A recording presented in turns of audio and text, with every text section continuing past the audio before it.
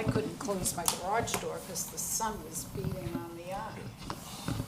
Pain in the... Okay, we still don't have heat.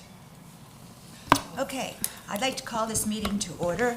This is the local planning agency meeting for the Village of Tequesta. We are going to do LPA first, ladies and gentlemen. McKenna, may I have a roll call, please? Janice Strand, Here? Stephen Egan, Here. Elizabeth Shalley, Here? Leslie Dasher, Here. Teresa Maggio, Here. Sherry Ambrose, Jean Myrodown, here, and Maurice here. Thank you.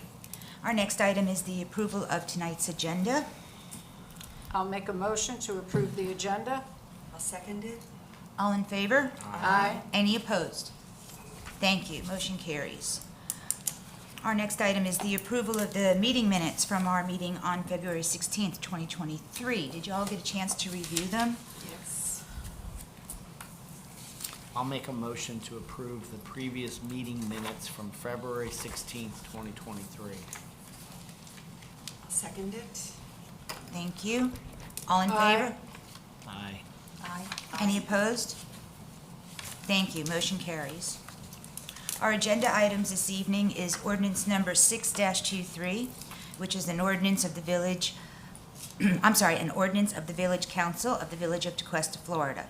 And at this point, I'd like to turn the floor over to Lance and Mitty. You can go ahead. Doesn't have to be right by title. Okay, so the ordinance in front of you today, which is ordinance 623, pertains to conceptual plans in the Village of Tequesta. So currently, the village does have a process for developers and applicants. So if a developer or an applicant, instead of spending multiple millions or thousands into investing into a project, they can seek information or seek feedback from the council prior to investing all that money. So this particular plan that we have right here, or this ordinance that we have right here, essentially changes some of the current criteria and process that we have for conceptual plans. It's on page 7. Correct. So it makes a revision to the definition for redevelopment. There's two definitions. There's one for major and one for minor. Essentially, throughout the code, it mentions a threshold for a monetary value, so this just makes it consistent throughout the code. And then secondly, section 78-332, as you see right before, it said that it was optional pre-application conceptual plan or review. Now it's going to be more mandatory and have criteria behind it. So if you actually refer to page 8 of your package, letter B, and it says conceptual presentations. As you see, there's an underline now, and it says projects that are on Beach Road, US 1, Tequesta Drive, Old Dixie, Cypress Drive, and Bridge Road, that they are essentially, if they have new development, redevelopment, or major development, or if they have a site plan that has a code text amendment, meaning that they're seeking changes to our existing code to allow a certain use, then those would be things that would have to go before council before, yeah. And that's pretty much the gist of the ordinance. And at this point, I'll open the floor to the board. Do you have any questions on this ordinance? Yes. I have a question. Why are we going from 7 copies to 5?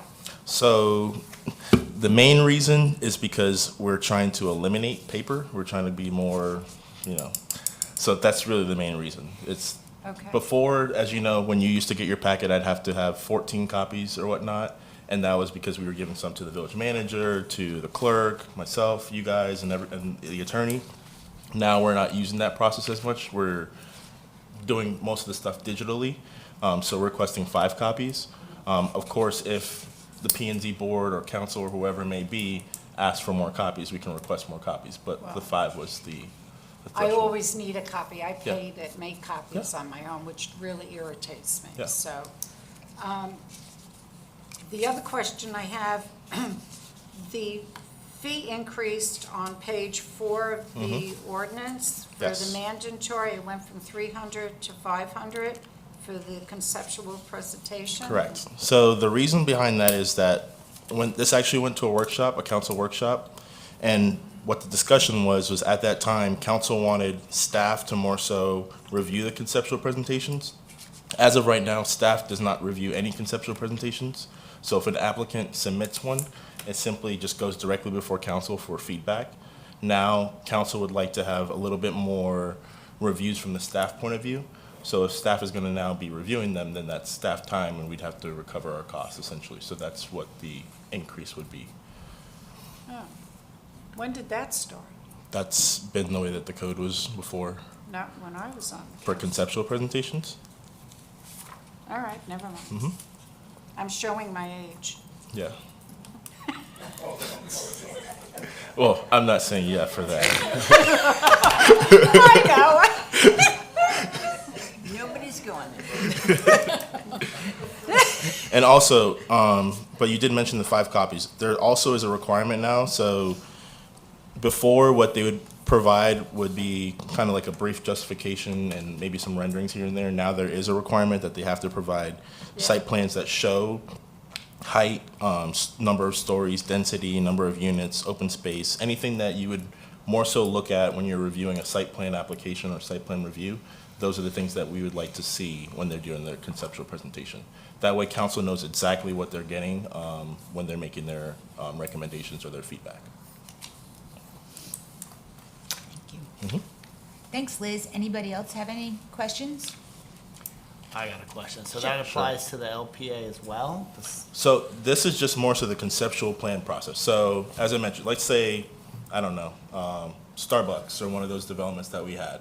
A lot of those developments actually did the conceptual presentation. So P&Z did not see that.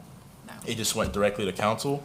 Council would then give their feedback and say, hey, you know, looking at the renderings, it looks like you can probably change some of the architecture, or what are you requesting as far as like a process? Do you need a special exception? Do you need variances? So council kind of knows the process and they give their input to the developer firsthand. So then the developer knows whether or not to proceed with the project, or if they don't think that they have the support from council, so they'll neglect the project, who knows? But essentially, once that process is done, that's when we would then have the site plan, which you guys would eventually see. So just to add to that, this conceptual site plan requirement only goes to village council. It Correct. doesn't come to you. You'll get it, as Lance said, should the applicant proceed after the conceptual plan and actually make a formal submittal and come to the planning and zoning board Okay. at that time. So that's the first step. Right. Okay, I got Yes. Any other comments, board? Any questions? No? Okay, I'll open the floor right now to public comment. Does anybody have public comment on this ordinance? Please state your name, please, and address for the record. Marie Sapiri, and I'm in the country club. The one point is the second whereas clause specifies Beach Road, US 1, and Tequesta Drive, but those aren't the only places where redevelopment is occurring. So this clause should probably include every commercial, mixed-use, or proposed development that includes multifamily or housing or townhouses, whether the property is directly on one of the specified roads or not. And that would also be relevant to 78332B1. In the definitions, this is my second point, the 50% threshold. The 50% threshold I know we've had it for a while, that might not be the right percentage. Perhaps that should be reconsidered. A project that costs, for example, 48% more than the assessed value of an existing building is still potentially a huge project. If we're going to change this, we should also consider that the 50% rule reconsider the 50% rule, or if that should be changed to a different standard and possibly not a numeric one. Also, I think the sketches and diagrams should include parking spaces and proposed landscape designs. So far, the ones in recent memory have included those, and especially their ideas about landscaping are really helpful to have. It'd be nice to have those as part of the process for everybody. And in B2C, I would remove the word brief before explanation, because I think these presentations are most helpful when they're as complete as possible. Thank you for your comments. All right, board, how do you want to proceed forward? I make a motion to recommend approval of ordinance 06-23. I'll second that. Thank you. Any discussion? All in favor, say aye. Aye. Any opposed? Thank you. Motion carries. Our next item is ordinance number 7-23, an ordinance of the Village Council of the Village of Tequesta, providing for the rezoning of certain real property within the corporate limits of the Village of Tequesta. And I will again turn the floor over to Lance. And Madam Chair, if I could, this one is actually a quasi judicial matter, so if I could swear in village staff. Lance, do you swear affirm to tell the truth, the whole truth, and nothing but the truth? I do. Thank you, and I'll turn to the local planning agency and ask for any ex parte disclosures on this item. No. I didn't hear a word you said. Any ex parte disclosures on this item? No. No. Thank you. Okay. So the purpose of this ordinance is actually a request to rezone the subject property, which you should have on page, One. No.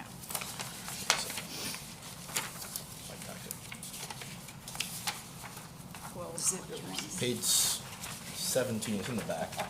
Yeah, it's in the back. So to rezone the subject property, the reason behind that is the subject property as of right now is a village-owned property, and it's actually inconsistent. The zoning is inconsistent with the future land use map. The future land use map actually has it designated as recreation or open space. So the intent behind this ordinance is just to have it consistent. That's it. Housekeeping. It's housekeeping. And I'll open the floor for board comments. Okay. I'm sorry, okay. So if you look to the screen, now you'll see the proposed, Yes. and then if you go back, McKenna, that's the existing.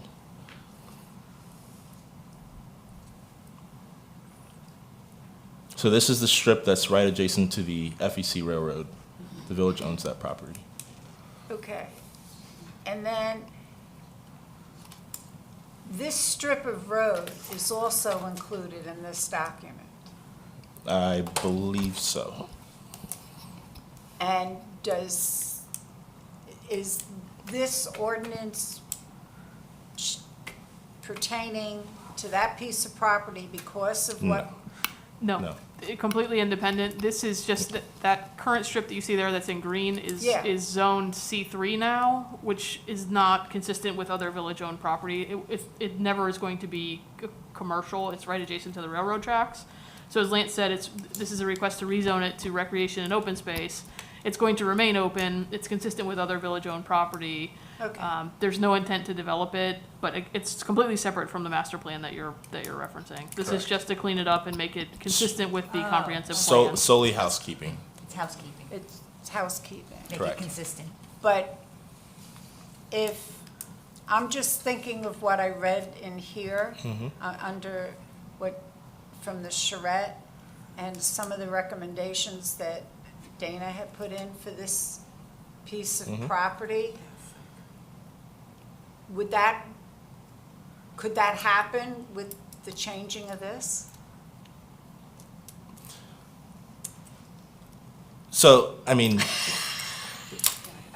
because the thing is that so currently as it is right now, it's not zoned for anything else besides commercial essentially. So the things which I'd like to not discuss as of right now, since that is an agenda that will be mentioned later on, but as it is zoned currently, it's zoned for commercial rather than recreation. So some of the things that may or may not have been in the other document may not be able to be done unless this is done, but this is not initiated because of the proposal from Treasure Coast. This is solely just housekeeping as mentioned.